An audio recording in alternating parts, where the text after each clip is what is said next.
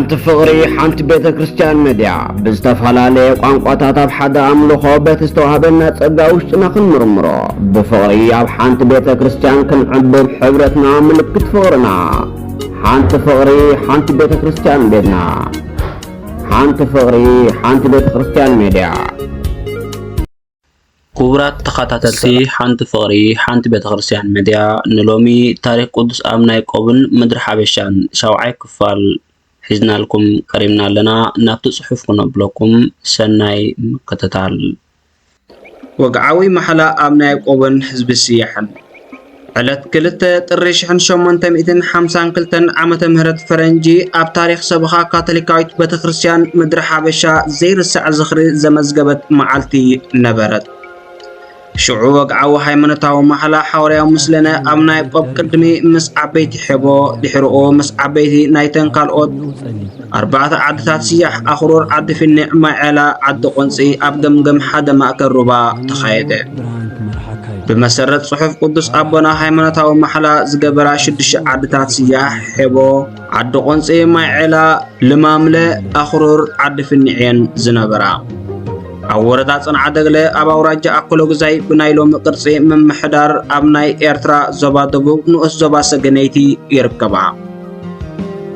أبناء يعقوب أبكلت بوتا سنة سرعات حيمانتاو محلا مسفت صمو نهزب حبو بخرو ولدي نهزبتن 4 كالوت عدتات كا ولدي بلوم يسميوام تحسو حيمانتاو محلا بمسرة زينا موائل أبناء يعقوب بورح التري كلتاش عامة مهرت فرنجي استحاتمه كمزي كوينو يترناف أبناء قوم نايتم حزبي عدتات منفساو مريحنت كم استقبلو محيلوم حزبي اتن عدتات سياحنا أبناء قوبن نكهنات لأخطمن مرحت نفسمن كم زخونو بمحلا قلوصو بمسرت اتي محلا امنت كاتوليخ اب سياح بوقعي تجمره شعو حزب سياح 4000 نبره نسم كريستيان نبرو كهنات بيت كريستيانن جن أين برومن قدس أبونا حدا عينت حواريا بلام سميوم شم زر أبروخ نبرو نتقدس تكبر محلتات كم فلم تقو كسامو دعتو زصنحو بليك أمبرنت زمرحوان أبنا يقوب ببا أمنتو إتيبياو كهنومن بحقستي دك مزامرو من تسنيوم حزب سياح نقود تمهرت كريستنا كم سنة قبرو قصيلهم درجة مسرتاو فلطت مسترغاغص يطمقومن كالوت مسጢራት ካቶሊካዊ ቤተክርስቲያን የሳተፉዎምን ነበሩ አብና ያዕቆብ 30 ጥር 1852 ዓመተ ምህረት ፈረንጂ ካብ ሓላይ ናብ ጽንዓ ደግለ ወረዱ بحد لكاتيت ناي عدتات سياح ودعت ጉዳይ አኸባ مستገብረ ብዛዕባ ህንጻ ቤተክርስቲያን ዝኸውን መሬት ንመሃብዘተ ተገብረ ደቂ ሕቦ ኣብ ዓዶም ቤተ ክርስቲያን ኣብ خرور ከኣ ክትስራሓሎም ብስምረት ወሰኑ ከመይ እንካብተን ዓድታት ዝዓበየት ኣኽሩር ነበረት ኣብ ናይ ቆብ ንኻህናቶም ካብ ሓላይን ከባቢያን ፀዊዖም ናብ ጽንዓ ደግለ ኣውረድዎም ብሰለስተ ለካቲት 1852 ዓመተ ምህረት ፈረንጂ ክብ ዝበለ ስነ ስርዓት ናይ ህንጻ ቤተ ክርስቲያን ኣኽሩር መንበረ እምኒ መሰረት ተነጽፈ ኣብቲ ሰነ ስርዓት ብዕድመ ዝደፍኡ ባሕረ ነጋስን ጭቃ ኣኽሩርን ብዙሓት ዓበይትን ናእሽቱን ተሳተፉ ህዝቢ ስያሕ በቲ ስነ ስርዓት ስለዝተመሰጠ ሎሚ ኢና መላእኽቲ ካብ ሰማይ ኣብ ማእከልና ክወርዱ ዝረኣና ከም ዝበለ ኣብ ናይ ቆብ ይምስክሩ ድሕሪ ኣኽሩር ቅዱስ ኣቦና ብቤተ ክህነቶም ተሰንዮም ንሕቦ ኸዱ ኣብኡ እውን ናይ ህንጻ ቤተ ክርስቲያን ምንባር እምኒ መሰረት ብዘደንቕ ኣገባብ ተኻየደ بግዚያውነት ዘገልግል ገዛ ተሰሪሑ ስለ ዝጸንሐ ዓቢ ስእሊ እግዝእትነ ማርያም መስቀል ቀራንዮ ስለ ዝተተኽለን ነቲ በዓል ምንባር እምኒ መሰረት ፍሉይ ድምቀት ወሰኸሉ ቤተ ክርስቲያን ማርያም ጽዮን ሕቦ ድሕሪ 1 ዓመትን 7 ወርሕን ተሃኒጻ ተዛዘመት ብ22 ሓምለ 1853 ብዓቢ ክብሪ ተጸንበለት ብዙሓት ምእመናን ቤት ቅዱስ ኣብና ያዕቆብ ቀረቡ ሕቦ ብደረጃ ገዳም ክትፍለጥ ጀመረት ነዚ መረድኢ ክኸውን ዝኽእል ኣብ መጽሓፍ ታሪክ ካቶሊካውያን ዘኢትዮጵያ ምዕራፍ 25 ተገሊጹሎ ኣብኡ ጸሓፊ ታሪክ ኣባ ተክለ ሃይማኖት ተኽልዝጊ ብዛዕባ ንኡሳን መነኮሳን ይዛረቡ ኣብ ናይ ቆም ንጎንደር ቅድሚ ምኻዶም ንኡሳት መንእሰያት መልሚሎም ኣብ ሒቦ ልብሲ ተመክሮ ኣልበስዎም እሞ በቲ ቅዱስ ስርዓት ብዙሓት ደቂ ጸንዓ ደግለ ተስሓቡ። መወዳእታ መዓልትታት ቅዱስ ኣቡነ ያዕቆብ ኣብ ሓላይን ኣብ ትኾንዳዕ ምእሳሮምን ንጉስ ቴዎድሮስ ብወተሃደረቱ ንጎቦታት ትግራይ ምስ ሓዛ ንቆንስል ፈረንሳ ክቆጻጸርውን ብዙሕ ተስፋ ገበረ። ሩሰል ግን ኣብ ሓላይ ክሃድም ጸገም ኮኑ። እንተኾነ ብምትሕግጋዝ ኣባ እምነቱ ብለይቲ ብዕለት 28 ጥሪ 1860 ካብ ሓላይ ሃደመ። ነዲሮም ዝመጹ ወተሃደራት ሃጸይ ቴዎድሮስ ቆንስል ፈረንሳ ብለይቲ ከም ዝሃደመ ሰሚዖም ወጋሕታ ዕለት 9 ለካቲት ቀጽሪ ሓላይ ከቢቦም ሓዝዋም። በዛ ዕለት እዚኣ ኣቡነ ያዕቆብ ንጉሆ ተባራቢሮም ቅዳሴኦምን ጸሎቶምን ክዕርጉ ናብ ቤት ጸሎቶም ኣተዉ። ነዚ ዝረኣዩ ወተሃደራት ንማዕጾ ቤት ጸሎት ቅዱስ ኣቡነ ያዕቆብ ሰቢሮም ኣተዉ። ኣቡነ ያዕቆብ ዝጀመርዎ ቅዳሴን ጸሎትን ከቋርጹ ተገደዱ። ቀሲሎም ወፂኦም ድማ እታ ናይ መወዳእታ ናይ ሓላይ ቡኖም ሰተዩ። ብዘይገለ ምቅርራብ ድማ ብስም ሃጸይ ቴዎድሮስ በቶም ወተሃደራት ተኣሲሮም ካብ ሓላይ ንትኾንዳዕ ዝተባህለ ዓዲ ተወስዱ። እቶም ብቅዱስ ኣቡነ ያዕቆብ ዝተመስከረሎም ኣባ ደልመንተ ካብ ዝመጹ ውሕድ እዮም ገይሮም ነይሮም። ምስ ኣቡነ ያዕቆብ ተኣሲሮም ክውሰዱ እውን ነቐሉ። ኣቡነ ያዕቆብ ግን ድሓን ኣነ ይኣክል ብምባል ንህዝቦም ክጓስዩ ኣብ ሓላይ ከም ዝጸንሑ ገበሩ። ኣቡነ ያዕቆብ ንትኾንዳዕ ተኣሲሮም ምስ ከዱ ኣብ ሓንቲ ጭራም ወረቐት መልእኽቲ ናብ ኣባ ደልመንተ ጸሓፉ። እታ መልእኽቲ ኣነ ኣብ ሓደ ደንበ መሰባቕልን ኣፍራስን ከብትን ዝሓድራሉ ተኣሲረ ኣለኹ። እንተኾነ ከም ንጉስ እዮም ዝሕብሕቡኒ ዘለዉ። ድሕሪ ምባል ቀጺሎም ድማ ንስኻ ኣባ ደልመንተ ብዘይካ እቲ ንኣቡን ዝተሓዝአ ስልጣን ካልእ ኩሉ ስልጣነ ሂበካ ኣለኹ። ኹልቆለ ምስ ረኸብኩ ኣነ ሓቢለ ክጽሕፈልካ እየ። ወላ ሓንቲ እኳ ዘፍርሕ የብካን። ንኹልኻትኩም ድማ እባርኸኩም ኣለኹ።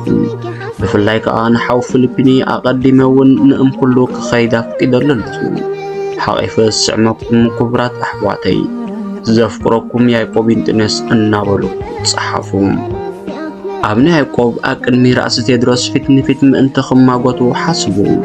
እንተኾነ ብምኽንያት ማእሰርቲ ኣቡነ ያዕቆብ ህዝቢ ሓላይ ኣንጻር ኣሳደቲ ክቃለስ ሓያልን ደማውን ግጭት ኣልዓለ።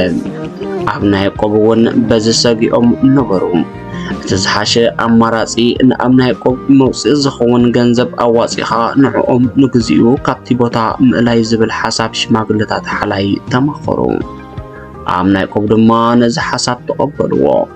ኣብ መወዳእታ ድማ እቶም ሽማግለታት ዝወሰድዎ ቆራጽ ስጉምቲ ተሓጊዞም ኣቡነ ያዕቆብ ብዕለት 3 መጋቢት 1860 ካብ ቤት ማእሰርቲ ትኾንዳዕ ብለይቲ ብሩባ ሓዳስ ገይሮም ኣህደምዎም። ለይትን መዓልትን ድሕሪ ምጉዓዝ ድማ ብዕለት 6 መጋቢት ኣጋኑ ጉሆ ጋሕታ እምኩሉ ባጽዕ ኣተዉ። ኣብኡ ድማ ኣብ ኖቢያንከሪ ጸንሕዎም። ድሕሮም ድማ ካልኦት እውን ብምኽንያት እቲ ብሰንኪ ኣሳዳዲ ራእሲ ቴዎድሮስን ግብፃዊ ጳጳስ ኣቡነ ሰላማን ዝሰዓበ ዘይርግእነት ካልኦት ኣባ ደልመንተን 8 ኢትዮጵያውያን ካህናትን ኣቶ ግላድዮስ በዓል ጎልዓ ምስ በዓልቲ ቤቶም ወይዘሮ መቕደስ ስድራ ቤቶምን ዝርከብዎም ንእምኩሉ ሰዓብዎም። ክሳብ ነገር ዝሃድ ድማ ኣብኡ ተቐመጡ። ቤት እምኩሉ ድማ ልዕሊ ዓቕሙ ሰባት ክእንግድ ጀመረ። ብሰንኪ ዘጋጠመ ብዙሕ ሰባት ገንዘብ እናወሓደ ስለ ዝኸደ እቲ ኣብ ደሴት ባጽዕ ክስራሕ ተሓሲቡ ዝነበረ ቤተ ክርስቲያን ተደናወየ። ካብ ወርሒ ግንቦት ኣቢሉ እቲ ተላዒሉ ዝነበረ ዘይምርግጋእ ብመጠኑ ስለ ዝዝሓለ ገለ ካብቶም ንባጽዕ ሓዲሞም ዝነበሩ ንትግራይን ንሓላይን ክምለሱ ጀመሩ። ኣቡነ ያዕቆብ እውን ኩሎም መሪቖም ኣፋነዎም። ኣቡነ ያዕቆብን ገሊኣቶም ብጾቶምን ግን ክሳብ መወዳእታ ወርሒ ሓምለ ኣብ እምኩሉ ጸንሑ። ጉዕዞ ምምላስ ንሓላይን ዕርፍቶምን ወርሒ ሓምለ ባጽዕ ብርቱዕ ሙቐትን ጸቕጥን ስለ ዝኾነ ኣብኡ ክትነብር ቀሊል ኣይኮነን። በዚ ምኽንያት እቶም ካብዚ ቦታ ንሓላይ ከይተመርሱ ዝጸንሑ ነቲ ኣዝዩ ዝሑልን ተባሃግን ኩነታት ኣየር ሓላይ ክናፍቁን ኣብ ሕልሞም ክረኣዮምን ጀመረም። ኣባ ተስፋጽዮን እውን በቲ ኣብ ጎንደር ተኣሲሮም ከለዉ ብኹርማይ ዝተሃረምዎ ንኽሓዊ 6 ወርሒ ዝወሰደ ቆስሊ ንኽሓውየሎም ዝያዳ ነቲ ኩነታት ኣየር ናይ ሓላይ ይበህግዎ እነበሩ። ኣብ መወዳእታ ግን ብናይ ኩሎም ስምምዕ ኣብ ናይ ቆብ እውን ምስኦም ካብኦም ኩሉ ንሓላይ ክኸዱ ተሰማምዑ። ኣብዚ ወርሒ እዚ ግን ኣብ ናይ ቆብ ሓይሎም ኩነታት ጥዕንኦምን ኣዝዩ ኣንቆልቆለ። ንተምሃርቶምን ንካህናት ብፆቶም ድማ ኣብዚ እዋን እዚ ነታ ንዓመታት ዝደኸሙላ ግራቶምን ስብከተ ወንጌሎምን ክፋነይዋ ተቐሪቦም ከም ዘለዉ ስለ ዝተረድኡ ግዜይ ቀሪባያ ምናልባት እታ ሰዓት ሞተይ ቀሪባ ትመስል እናበሉ ተዛረብዎም። ኣብ ናይ ቆብ ኣብዚ ናይ መወዳእታ ስብከቶም ብንጹርን ሓፂርን መንገዲ ንተምሃርቶምን ካህናቶምን ኣብ እምነቶም ክጸንዑ እሙናት ኮይኖም ክጓዓዙ ንርእሰ ሊቃነ ጳጳሳት ናይ ሮማ ክእዘዙ ከም ዘለዎም ኣዘኻኽርዎም። ብዕለት 19 ሓምለ ኣብ ናይ ቆብ በዓል ቅዱስ ቬንጭዮስ ዘጳውሊ ምስ ኣብዓሉ ፍሉይ ድኻም ልዑል ረስንን ተሰምዖም። ለይቲ ብዕለት 27 ሓምለ ሓደ ካብ ኣባላቶም ንኣብ ናይ ቆብ ማይ ኣምጽኡሎም።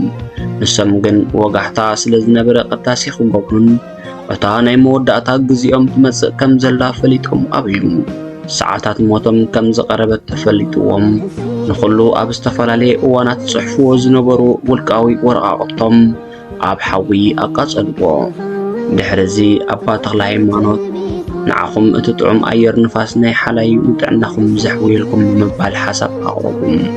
ኣብ ናይ ቆብ ድማ ንሓሳብ ኣባ ተክለ ሃይማኖት ቀልጢፎም ተቐበልዎ። ድሕሪዚ ብዕለት 29 ሓምለ ኣብ ናይ ቆብ ብልዑል ድኻምን ቃንዛን ነታ መፋነዊት ናይ መወዳእታ ቅዳሴኦም ኣዕረጉ። ነቶም ኣብ ክንዲ ሓዊ ፊልጵኒ ኣባ ጸቅኒ ክጸንሑ ንምስራሕ ቤት ጸሎት ክከታተሉ ዝነበሮም ኣባ ድልመንተ ናይ ፈነዋ ልቦኦም ተዛረብዎም።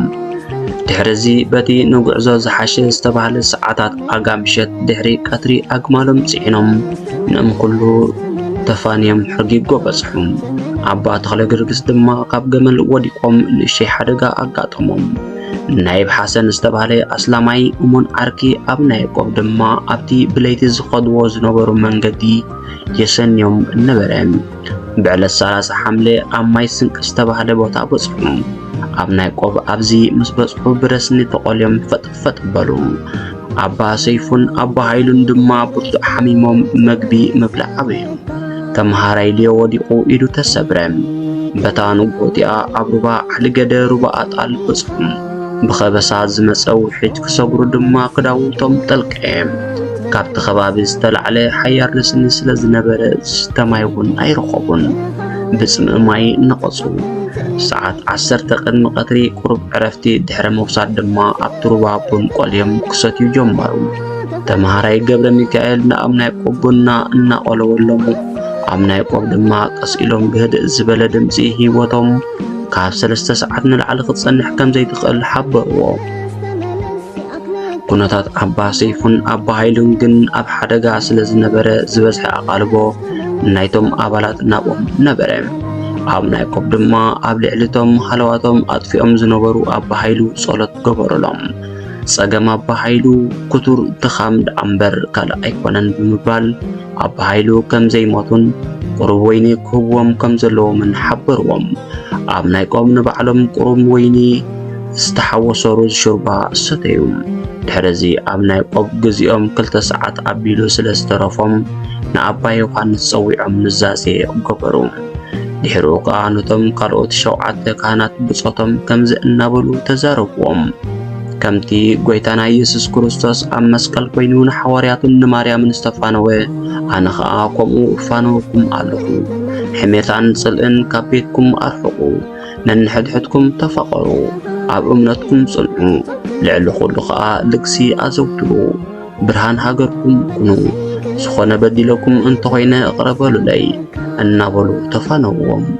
ብድሕሪዚ ኣብ ናይ ቆብ ካብታ ዝፈትውዋን ንልዕሊ 20 ዓመታት ረሃጾም ዘፍሰሱላ ግራት ስብከቶም ምድሪ ሓበሻ ነታ ዝተነብረሎም ኣኽሊል ዓወት ክቕበሉ ሰዓት 3 ድሕሪ ቀትሪ ብዕለት 31 ሓምለ 1860 ናብታ መንበረ ጵጵስንኦም ዝኾነት ዝፈትዋ ሓላይ እናተጓዕዙ ኣብ ጉዕዞኦም ብዘጋጠሞም ሕማም አብርባ ዓሊገደ ማለት ብሩባ ሓዳስ ዘውረደ ሩባ ብሰላም ዓረፉ ኣብ ራብዓይ መዓልቶም ከዓ ብዕለት 3 ነሓሰ ኣብ ሔቦ ተቐብሩ ንሬስኦም እቶም ጸላእቲ ከይወስድዎ ዝሓሸ ቦታ እዚ ነበረ ክቡራት ተኸታተልቲ ሓንቲ ፍቕሪ ሓንቲ ቤተክርስትያን ሚድያ ንሎሚ ዝበልናዮም መደባት ዘምዮም ነይሮም ኣብ ቀጻሊ ብኻልእ ክሳብ ንራኸብ ሰላም እግዚአብሔር ኣምላኽ ስለ ኩሉ ነገር ዝተመስገነ ይኹን አሜን